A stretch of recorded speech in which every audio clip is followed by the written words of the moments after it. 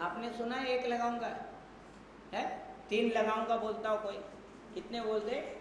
2 ही लगाऊंगा है। जोड़ा अच्छा होता है, 2 नंबर के अच्छा लगता है हर काम से। ये आदी हो गए, समझ गए ना है, 2 नंबर के लोग आदी हो गए, छोड़ते नहीं है। बोलो एक, बोलिए हाथ उठा के बोलो एक। एक कैसे होता है?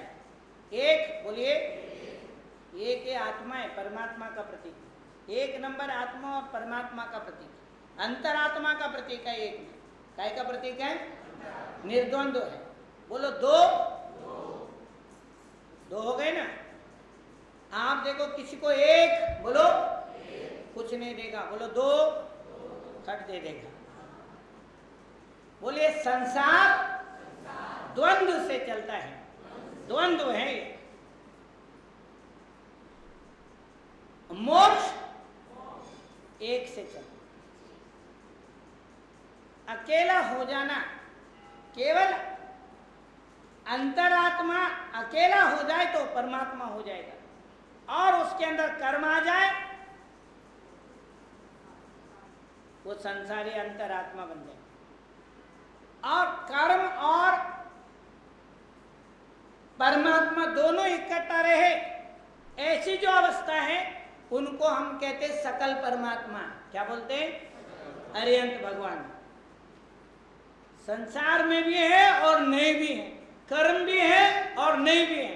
कर्म वहां कोई काम नहीं कर रहे हैं, कषाय वहां कोई काम नहीं कर रहे हैं, क्रोध वहां कोई काम नहीं कर रहा है, क्योंकि वो क्षमा रूप हो गए हैं। किस रूप हो गए हैं? क्योंकि क्रोध का आवरण हट गया है और क्षमा भाव रह गया है, केवल क्षमा ही रह गया। आप देखो दूध को गर्म करते करते जाते क्या बना देते? खोया। क्या बना देते? और क्या बोलते हैं? सार बना रखा है। हालांकि सार बना बोलना चाहिए था उसको, क्या बोलना चाहिए था, परंतु उसको क्या बोलते हो? खोया है। सब उल्टा बोलते हैं लोग। बोलिए नारंगी। नारंगी किसको बोलते हैं? हा?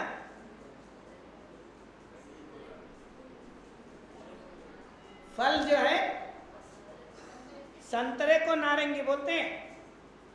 संतरे का कलर किसका है? रंग वाला वस्तु नारंगी बोलते हैं। और चलता हुआ कोई होगा उसको क्या बोलेंगे? गाड़ी। क्या बोलेंगे? गाड़ी है ना, स्थिर हो जाना। गड्डी बोलते हैं, गड्डी पंजाबी में गड्डी बोलते हैं, क्या बोलते हैं? गड्डी। तो ये संसार में हम लोगों के जो विचार हैं बड़े विचित्र हैं, हम लोग बोलते बड़े विचित्र हैं, पर उसको हम लोग व्यवहार में हर चीज को समझते हैं। अब जो आपको मैं बता रहा हूं, एक रैदू कवि जो है बहुत सुंदर ये बताते हैं, ये आपसे मैं कहलवाऊंगा, आज थोड़ा देर हो गया है। सारे चीजें ऐसे चलते रहते हैं, कषाय ऐसे चलते, हम कोशिश करने पर भी आ जाते, उनको बिना बुलाए आ जाते। गुस्सा कोई बुलाता है, बोले भैया आ जा, वेलकम है। गुस्सा कहीं भी कभी भी किसी पर भी किसी हालत में भी कहीं भी कर सकते, कहीं भी आ सकता है। कोई थोड़ा निमित्त पाया नहीं, वो गुस्सा शुरू हो जाता है। पारसनाथ भगवान हाथ जोड़े, पारस बनने के लिए नीरस को छोड़ो, बनारस हो जाओ। क्या हो जाओ? बना रस। क्या बना? हाँ, शांत रस बना। पारस बोलिए, बनारस। देखिए जिंदगी जो है कषायों से भरा हुआ है, कषाय छूटते ही रस उत्पन्न हो जाता है। ये आत्मा का जो शांत रस है, हाथ जोड़िए, यही शांत राग रुचि भी परमाणु भिस्त्वं निर्मापितस् त्रिभुवनैक ललाम भूत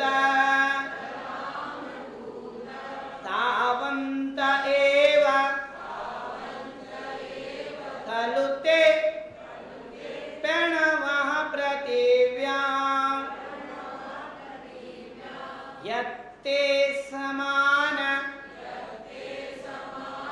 परम नहि रूपमस्ति। देखिए, ये उत्तम क्षमा जो है शांत रस को जन्म देने वाला। कौन से रस को? शांत अपने आप हो जाता है। आप क्षमा कर दो, शांति अपने आप ही आ जाती है, आनंद अपने आप ही बरसने लग जाता है। आपको सोचना नहीं पड़ता है कि एक शांति को कहीं से ले आए, क्षमा भाव को कहीं से लाया जाए। क्षमा भाव तो अपने आंतरिक स्वभाव है। बोलिए, क्षमा भाव अपने ही आंतरिक स्वभाव है।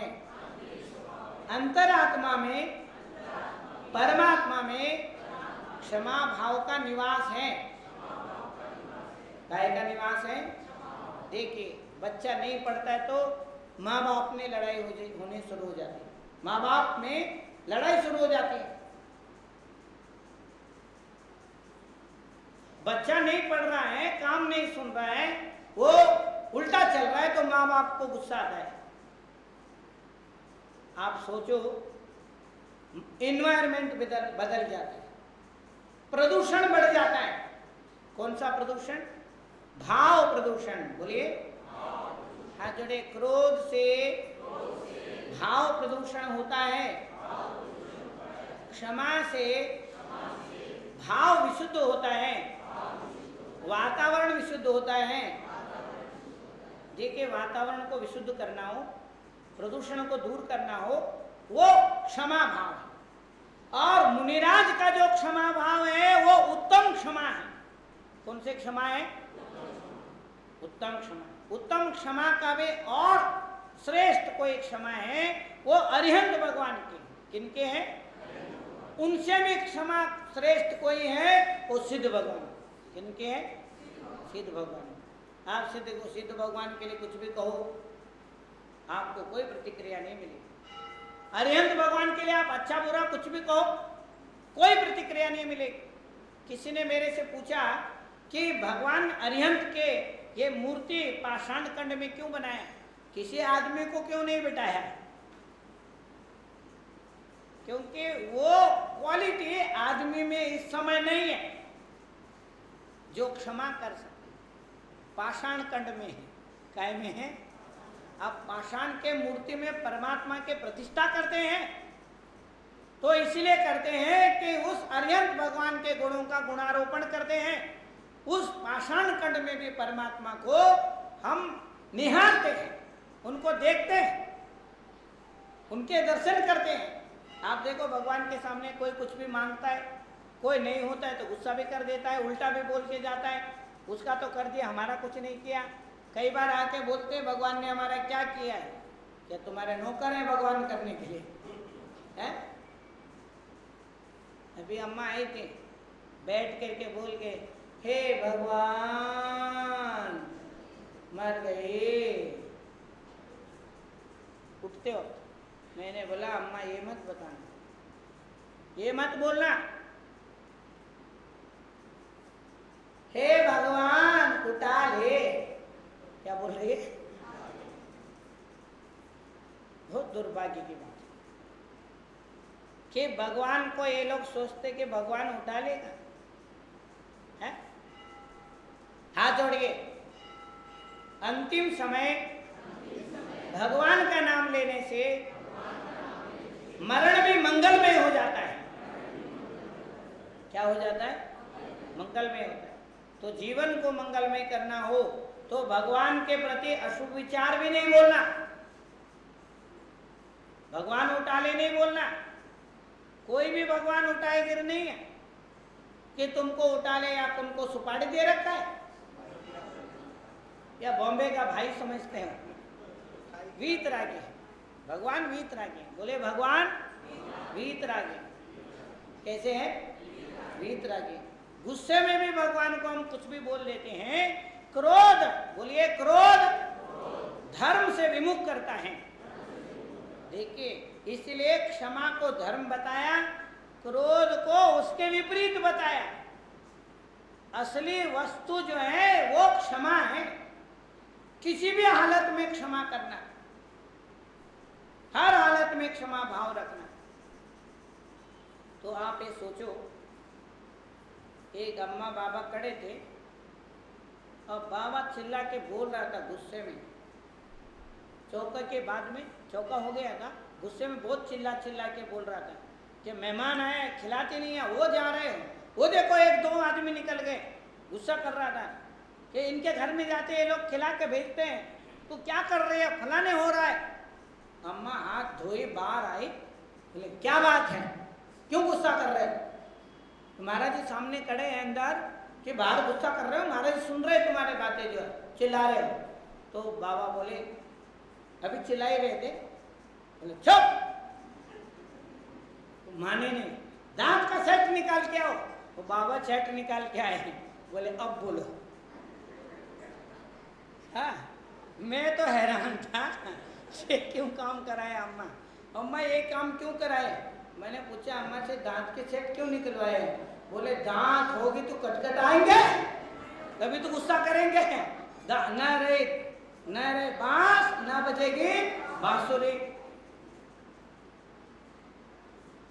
मैंने बोला ये बहुत बड़ी आइडिया है।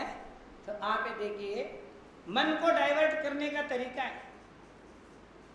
एक अम्मा बोल रहे थे गुस्सा आ गए ना, मैं बोलता हूँ पानी मुंह में लेके आओ, तो पानी मुंह में आप लेके आते, ना थूकना ना निगलना। मतलब देखो ये अम्मा लोग भी बहुत तेज हैं, बाबा को कैसे कंट्रोल में करना है इनको सब पता है। ये बाबा को कंट्रोल में नहीं करते, किसको कंट्रोल में करते, गुस्से को, किसको, क्रोध को, किसको कंट्रोल में करते। देखिए मनोवैज्ञानिक तरीका, ये ट्रीटमेंट है। क्या है ये, ट्रीटमेंट है डॉक्टर साहब। क्रोध को कंट्रोल करने का एक ट्रीटमेंट है कि ये बड़े साइकोलॉजिस्ट होते हैं। चाहे छोटे बच्चे पे क्रोध आ गए तो वो मुस्कुरा के गले लग जाता है, फिर वो उसके क्रोध खत्म हो जाता है। एक गांधी जी एक बार बैठे हुए थे, अंग्रेज आया गाली देने के लिए। क्या देने के लिए, एक लेटर लिख करके गाली का उतना बड़ा पुलिंदा बना के दे दिया, लियो पकड़ो। तो गांधी जी का वो लिया, जाओ जल्दी जाओ बाबा, कहीं अम्मा गुस्सा न कर दें, नहीं तो रन आउट हो जाओगे। हाँ, वो फोन आ गया होगा ना, फोन बड़ा खतरनाक है। हाँ, तो गांधी जी जो है वो उनको गुस्सा दिलाने के लिए गाली लिख करके लाए थे, दो चार बात उल्टा सीधा बोले अंग्रेज लोग। अंग्रेज अफसर था तो आया और उनके पास बैठा और चला गया। तो जाने के बाद वो अफसर ने पूछा गाली दिया, बोले गाली, ओहो मैं तो लेटर गाली वाला रखा, उसमें से उन्होंने पिन निकाल लिया था, पिन लगा हुआ था वो निकाल लिया, पिन जो है, और उसमें 4 लाइन खाली थे, वो फाड़ के अपने पेपर में लगा ली और बाकी डस्टबिन में डाल दिए जो गाली लिख के दे। और तुमने गाली दिया नहीं, बोले गाली देना तो चाहता था, परंतु पता नहीं वो बाबा बुड्ढे बाबा ने ऐसे मुस्कुराया, मेरे गाली भूल गया। देखिए मुस्कुराना भी एक मनोविज्ञान है। अगर आप मुस्कुरा रहे हो तो अगले जो गाली देने का जो पावर है वो एकदम ब्रेक लग जाए, समझ गए ना, बिल्कुल ब्रेक लग जाए। तो कि आपको मैं इतना ही कहूँगा कि आज उत्तम क्षमा है। एक रेदू कवि बहुत सुंदर बातें बताते, थोड़े ये पढ़ के फिर अपने बात को कंप्लीट करेंगे। हाथ जोड़िए। उत्तम कमटिल्लो यहुसारे, जोर से बोलो, उत्तम कम, बोलिए, तिल्लो यहुसारे, उत्तम क्षमा, बोलिए, 3 लोक में सार है। उत्तम कम, बोलिए, जम्मम बुहितारे, उत्तम क्षमा जन्म रूपी संसार रूपी समुद्र को तारने वाला है, नाव के समान है। ये जहाज है, जहाज नमोकार मंत्र की तरह ये जहाज है। बोलते हो ना, ये है वो जहाज जिसने लाखों को तारा, मंत्र न ओंकार। सीधे बैठ जाइए, मुस्कुराइए थोड़ा सा, ऐसे नहीं बैठे। उत्तम कम रण तयदारी, देखिए उत्तम क्षमा धर्म में रत्नत्रय का निवास है। अगर आपने क्षमा कर दी तो आप समझ लेना कि आपके अंदर रत्नत्रय के निवास है। कैसा निवास है? नहीं भी करोगे तब भी निवास है, करोगे तब भी निवास है, क्रोध करोगे अंदर तब भी निवास है। परंतु आप जब क्षमा भाव धारण करते हैं वो प्रकट हो जाता है। आप गुस्सा करते तो रत्नत्रय ढक जाते, ये ध्यान रखना। बहुत सुंदर बात कही। उत्तम कम, बोलिए, दुख गई दुहारे, उत्तम क्षमा दुर्गति के दुख को दूर कर देता है। देखिए वो आप देखते हैं ना, उसकी बहुत दुर्गति हो रही है, बड़ा गुस्सा करता था बेचारा, अब बहुत परेशान रहता है। तो दुर्गति को दूर करने वाला कौन है? उत्तम क्षमा है। बोलिए, हाँ, उत्तम कम, बोलिए, गुण गण सहयारे,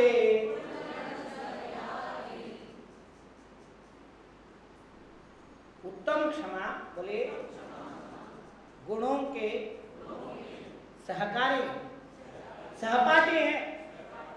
जहां गुण है उत्तम क्षमा वही है। गुणी लोगों के अंदर उत्तम क्षमा है। अगर आपको गुणवान बनना हो तो उत्तम क्षमा धारण करो। उत्तम कम मुनिविंदु प्यारे, उत्तम क्षमा मुनींद्रों के लिए प्यारे। उत्तम कम, बोलिए,